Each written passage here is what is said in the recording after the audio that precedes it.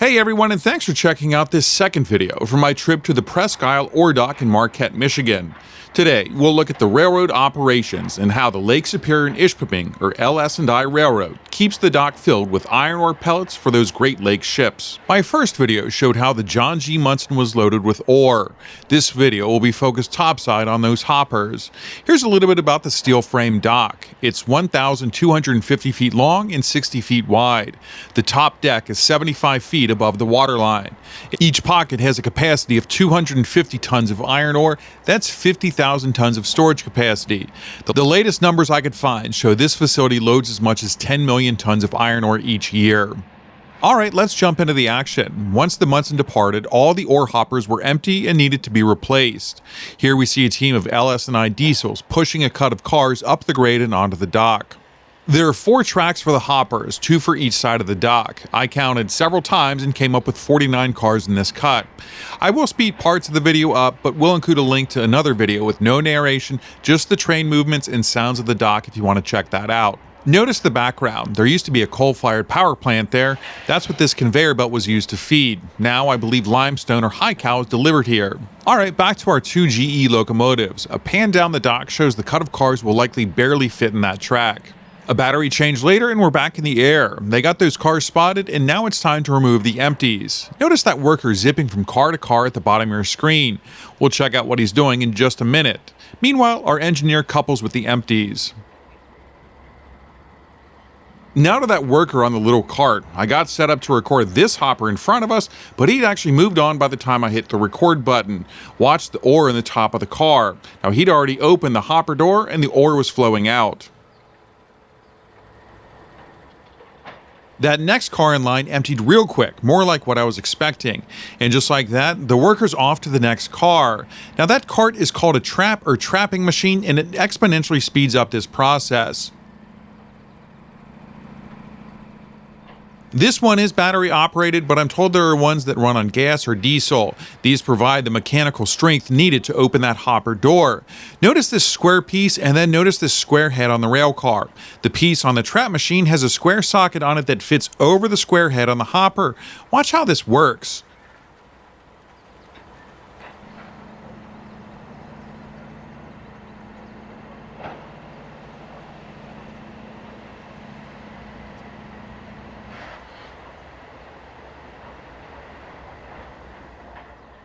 I believe it's called a trapping wrench. A few turns later and boom, the door opens and the ore spills into the pocket below. These cars are specially designed for unloading. The doors are hinged lengthwise instead of widthwise like most hoppers. That's so the ore will fall between the rails and not get spread out all over. I'm told those doors take a beating and constantly need to be adjusted to keep the ore from spilling out. We'll see just how much they spill a little later on.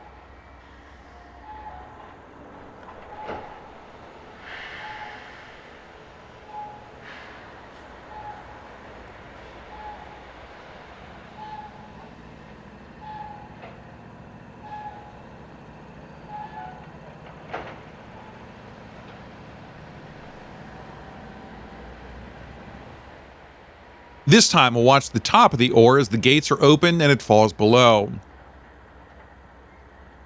That's pretty quick if you ask me. These cars are also used to directly load into the ships to increase the amount of ore that can be loaded. When loading directly from the cars, they're called shooters. The extra momentum from the additional height allows the ore to load to the outboard side of the ship, or falling from the pocket just doesn't have enough energy to make it that far. There we see our diesels come into frame. They'll take the empties back to the nearby yard where I believe another crew will then take them back to the Tilden Mine to be filled with ore and then make the return trip, starting this loop all over.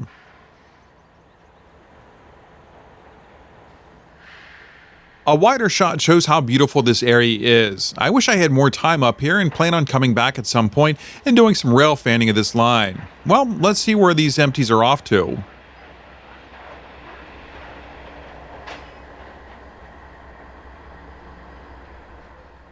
A 30-minute drive later and we see a massive boulder with the Cleveland Cliffs logo and the Tilden Mine on the sign greeting everyone.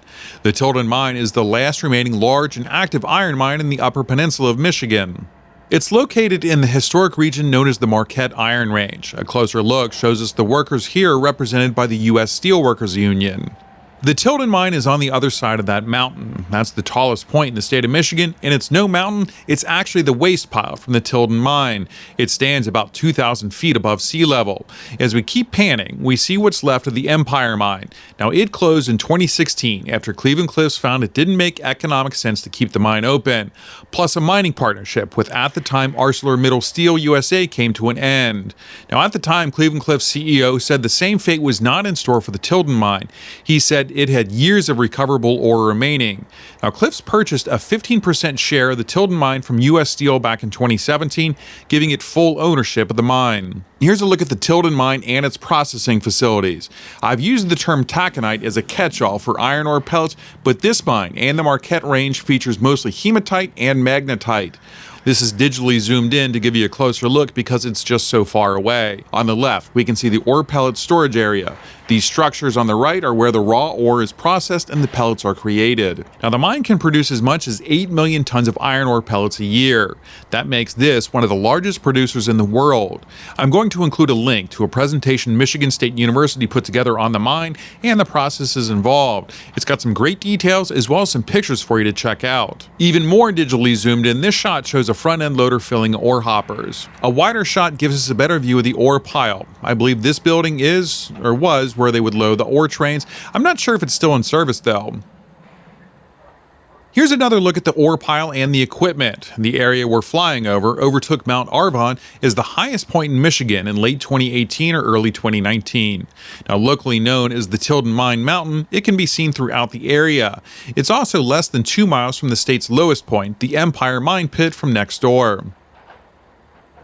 Here's a look at the top of the Tilden Mine. I didn't notice it until I got home, but there's a massive bucket excavator or loader in the lower right corner. Back at the processor center, we see a dump truck backing up to unload its raw materials. From this far away though, everything looks child-sized, but that truck is absolutely massive.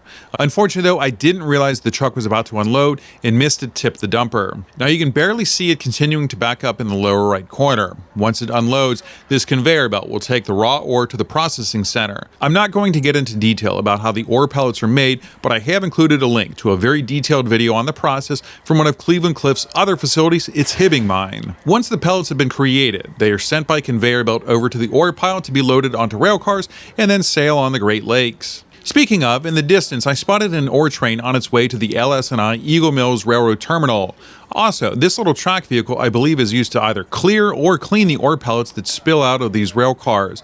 There is significant amount of spillage as these trains roll along. Here's the entrance to the rail facility, though I didn't see much action going on at the time. What I did see was iron ore everywhere near the tracks. I've been told if an ore train goes over rail tracks, you'll be able to tell immediately after. They weren't kidding. I'm curious to know how often they have to clean this up. This is at a grade crossing. These get whipped around every time a car or truck drives by. Here's a closer look at the pellets. Each one's about the size of a marble, maybe a little smaller, but they feel like a rusted wrought iron fence in your hand. It had been a while, and I needed to get back to the dock, so off we go. Here we find a loaded string of cars being pushed up the hill toward the dock. We'll watch for a bit.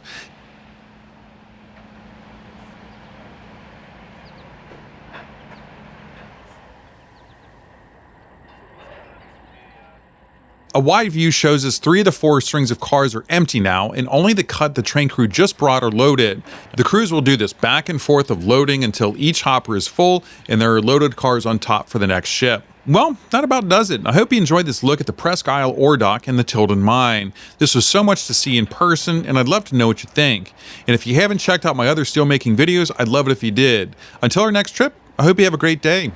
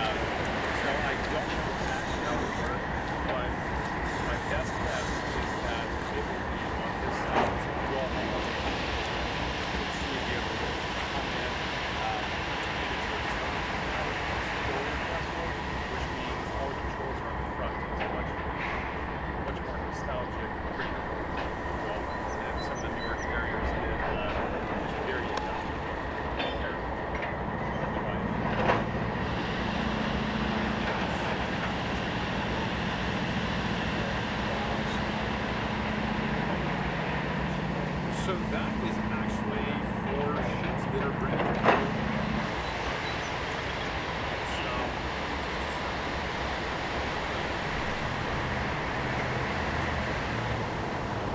So ships have the ability to what's known as self-unload.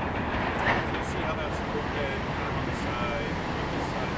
So a ship will get on the other side, and but they have what's known as a boom. And so it's a conveyor belt that goes underneath the cargo hold of the boat. So basically what's going on there, the same thing as that. It's conveyor belt, it's taking the next to the ship, brought up, and then and then drop it there, and then it goes there inside all these houses right here, and then ends up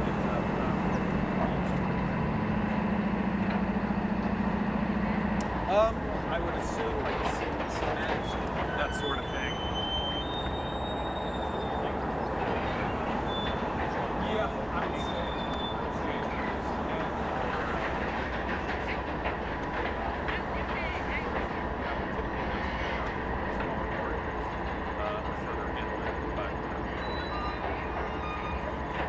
You're welcome.